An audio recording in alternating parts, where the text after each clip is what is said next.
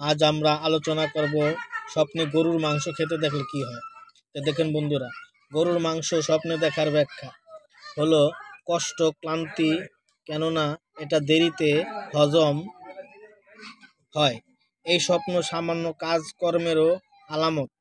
কারো মতে গরুর মাংস যদি ভুনা ভাজা হয় তাহলে ভয় ভীতি হতে নিরাপত্তা লাভ হবে। যদি স্বপ্নদ্রষ্টার স্ত্রী গর্ভবতী হয় তাহলে পুত্র সন্তান জন্ম দেবে। ভুনা মোটা বাছুর দেখা বড় ধরনের তাৎক্ষণিক শুভ সংবাদের আলামত। আর বাছুর যে রকম মোটা তাজা হবে, শুভ সংবাদও তেমন বড় হবে। কারো মতে এটা রিজিক, প্রাচুর্য এবং ভয় ভীতি হতে মুক্তির আভাস। গরুর পাকানো মাংস স্বপ্নে দেখা স্বপ্নদ্রষ্টার প্রতি আল্লাহর অনুগ্রহের ইঙ্গিত।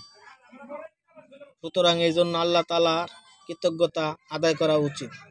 তো বন্ধুরা, আমাদের সবাইকে আল্লাহ বুঝার তৌফিক দান করুন। আমিন।